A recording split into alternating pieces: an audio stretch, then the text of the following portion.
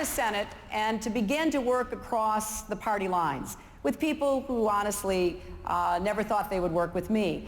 But I believe public service is a trust, and I get up every day trying to make change in people's lives. And today we have 20,000 National Guard and Reserve members in California who have access to health care because I teamed up with Senator Lindsey Graham of South Carolina to get that done. Really positive change in people's lives in real ways that I am very proud of.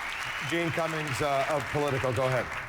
Well, we've got a question on this that's come in on Politico.com, and it echoes, I think, a message that you all might be fighting up against if Mitt Romney turns out to be your opponent come the fall. We've talked about McCain. Now we have Romney's strengths to address.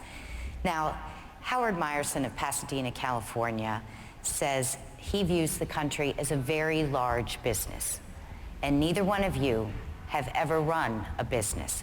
So why should either of you be elected to be CEO of the country? Well, I would, with all due respect, say that the United States government is much more than a business. It is a trust. It is the most complicated organization, but it is not out to make a profit. It is out to help the American people. It is about to stand up for our values and to do what we should at home and around the world to keep faith with who we are as a country. And with all due respect, we have a president who basically ran as the CEO MBA president, and look what we got. I am not too happy about the results.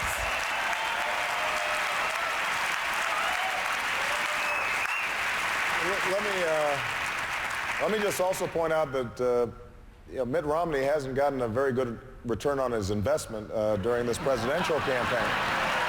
So I'm happy to take a look at my management style during the course of this last year and his. I think they compare fairly well. Go ahead, Doyle.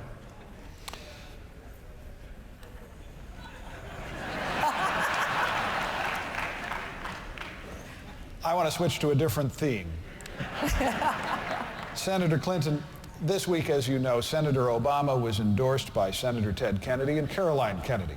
And they both argued that the country's ready for a new generation of leaders, and they said Barack Obama, like John F. Kennedy in 1960, is that kind of leader. How do you respond to that? Well, I have the greatest respect for Senator Kennedy and the Kennedy family, and I'm proud to have three of Senator Robert Kennedy's children, Bobby and Kathleen and Carrie, supporting me. But what I think is exciting is that the way we are looking at the Democratic field, now down to the two of us, is we're going to get big change. We're going to have change. I think having the first woman president would be a huge change for America and the world. But of course, despite the enthusiasm of our supporters or our endorsers, and we're both proud of everyone who has come to be part of our campaign, this is about the two of us.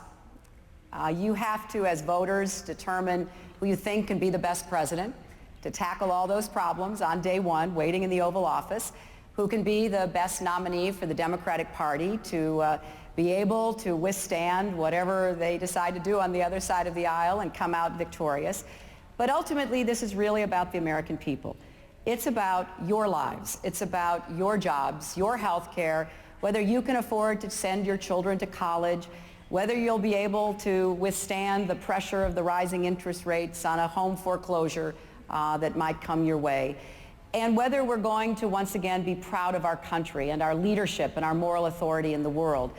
And so I think that as we look at these upcoming contests, 22 of them now on Tuesday, really every voter should be looking and examining what they want out of the next president. What are the criteria that you have for determining who you will vote for, what you think our country needs, what you and your family are really looking for? And then you evaluate the two of us, because no one else will be on the ballot. This is a very exciting and humbling experience, I think I can say for both of us. All right.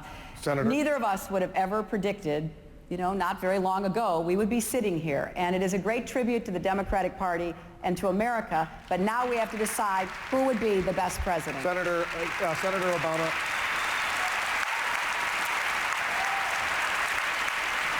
I want you to respond, but also in the context of this. A lot of Democrats remember the 8 years of the Clinton administration, a period of relative peace and prosperity, and they remember it fondly. Are they right? Should they be remembering those 8 years with pleasure? Well, I think there's no doubt that there were good things that happened during those 8 years of the Clinton administration. I think that's undeniable. Look, we're all Democrats, and particularly when looked through through the lens of the last 8 years with George Bush, they look even better. So I don't want to diminish some of the accomplishments that occurred during those 8 years. And I absolutely agree with Senator Clinton that ultimately each of us have to be judged on our own merits. All of us have endorsers, and ultimately you've got to take a look and see who do you want in that White House. I do think that there was something that happened, and we've been seeing it all across the country. We saw it at the event with Senator Kennedy. We are bringing in a whole generation of new voters, which I think is exciting. And part of the task, I believe, of leadership is the hard nuts and bolts of getting legislation passed and managing the bureaucracy. But part of it is also being able to call on the American people to reach higher, to say we shouldn't settle for an economy that does very well for some, but leaves millions of people behind. We should not accept a school in South Carolina that was built in the 1800s where kids are having to learn in trailers, and every time the railroad goes by the tracks, the building shakes and the teacher has to stop teaching. We should not accept a foreign policy that has seen our respect diminished around the world and has not made us more safe. So the question is, part of the question is who can work the levers of power more effectively. Part of the question is also who can inspire the American people to get re-engaged in their government again, push back the special interests, reduce the influence of lobbyists. And that is something that I have worked on all my life, and we are seeing in this campaign. And one of the things I'm thrilled with is, and this is good news for Democrats, right, every single election that we've had so far in this contest, you've seen the number of people participating in the Democratic primary double. Now, that's not all due to me. Senator Clinton is attracting enthusiasm and support as well. But I can say, for example, in Iowa, about 60% of those new voters voted for me. And that, I think, changes the electoral map in such a way where we're going to have more people ready to move forward on the agendas that we all agree with. That's part of the leadership I want to provide as president. We have a follow-up question from Jean. Go ahead, Jean. Well, Senator Obama mentioned the generational issue, and when we look at returns and exit polls, there is something going on there, and we've got a question along those lines from Karen Roper from Pickens, South Carolina. She asks to you, Senator Clinton, that you have claimed that your presidency would bring change to America. I'm 38 years old, and I have never had an opportunity to vote in a presidential election in which a Bush or a Clinton wasn't on the ticket. How can you be an agent of change when we have had the same two families in the White House for the last 30 years? Well, as I have often said, I regret deeply that there is a Bush in the White House at this time. But I think that what's great about our political system is that we are all judged on our own merits. You know, we come forward to the American public, and it's the most grueling political process one can imagine. We start from the same place. Nobody has an advantage, no matter who you are or where you came from. You have to raise the money. You have to make the case for yourself. And I want to be judged on my own merits. I don't want to be advantaged or disadvantaged.